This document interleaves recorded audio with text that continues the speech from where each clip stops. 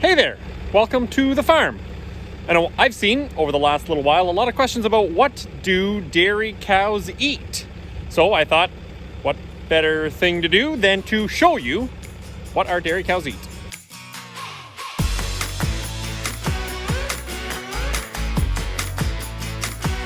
Step one, we're going to do tonight. This bale is a hay bale.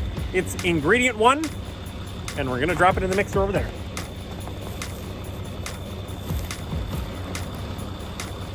So, this bale is from, probably about July, end of July. We baled it up. We baled it up wet. It looks like that. It's a alfalfa style of hay. And basically it's a little damp. Smells like cow heaven. We'll throw it in.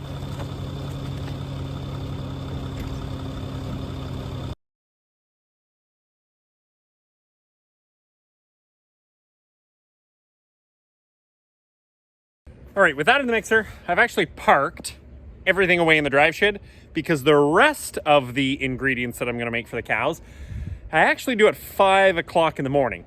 The challenge this time of year is it's very dark, and I've tried to make a video of doing it, and it just comes out as very black. So instead of that, I'm just gonna walk you around the barn, and I'll show you what we're putting in.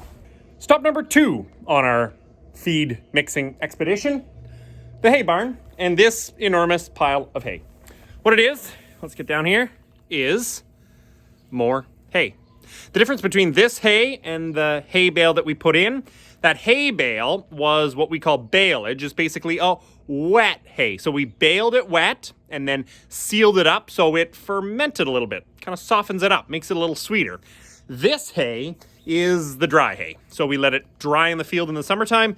This, from probably late June, early July, we baled up, we stored in a barn, and then every 2 or 3 weeks, we chop it up into these fine little pieces, making it a little easier for the cows to eat. And then we add maybe 700 pounds every day into that feed mixer to go along with the hay bale. Ingredient 3 going into our mix today comes out of these bags. It is, let's reach in, sweet corn silage. Basically, corn silage, what it is the entire corn plant chopped up. So right from the stalk, the leaves, the tassel, the cob, the husks, and the grain inside all goes through a forage harvester in the fall, and it gets chopped up into those fine pieces, and basically that's going to be part of their diet. This amount, probably we're feeding about 3,000 pounds to go along with that single bale that was maybe 1,000 pounds, and the dry hay that was another 600 or 700 pounds. Our 4th ingredient we're coming in here to look at because it's water. Just plain, clean water. Now, it's not actually coming out of this tap. Where it's actually coming from is this box up here. That's called a plate cooler, and what it's doing is when we're milking cows, there's a whole bunch of pipes going up and a whole bunch of pipes coming down. Warm milk goes up, and it goes up against cold water that comes down. And basically what we're doing is we're trying to save some electricity with this, because what that does is it brings the milk that's coming from the cows down from 30 plus degrees as it comes from the cows down to less than 15 degrees before it even hits the milk tank, which saves us quite a bit of electricity when we're trying to cool milk down to what our fridge temperature is. What we're going to do with that warm water then is we're going to put it out and we're going to drop it into a tank just on the edge of the barn. And then every morning I'm going to drop maybe 1,000 pounds of water into that mix. And all it's going to do is it's just going to make that feed just even a little bit softer. The cows might want to eat it a little more, and it helps them increase the amount of hydration they're getting just because they're getting their water from their feed. So for ingredient 5 that we're adding to the mix, we are back to the hay shed, except we're not actually getting hay. What we're doing is we are, if I show you up, we're backing under those augers, and each of those augers have another ingredient for us to add.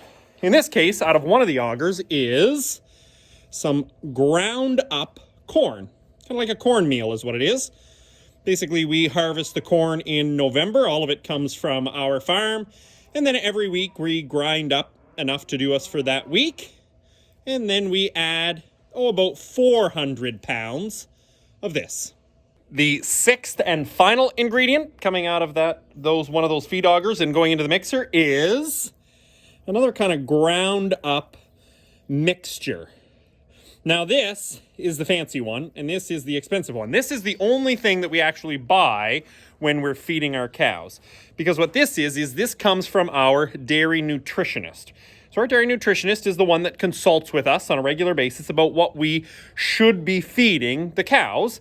And we get all of those other ingredients that we've already talked about. We get them analyzed and get a nutrition label, just like you get on the side of your food packages, we get for each of our food ingredients.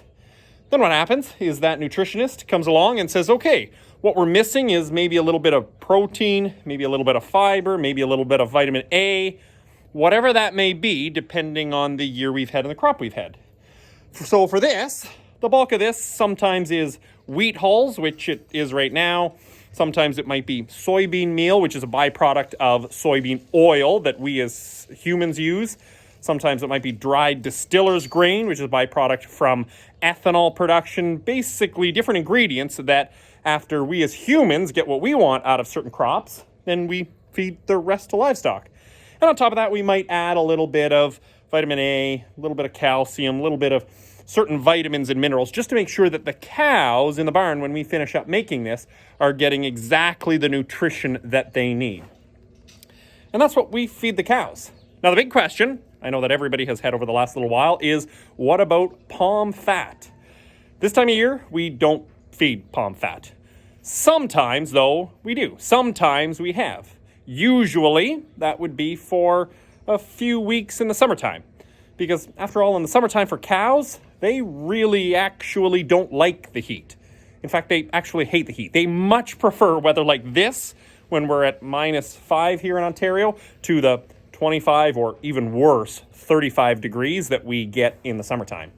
So what happens in the summertime is because it is so hot and they get so uncomfortable, they actually start to eat less. And so, yeah, it might not be a big deal if they ate 10% less in a day, but what if they ate 10% less every day for a week or 2 weeks?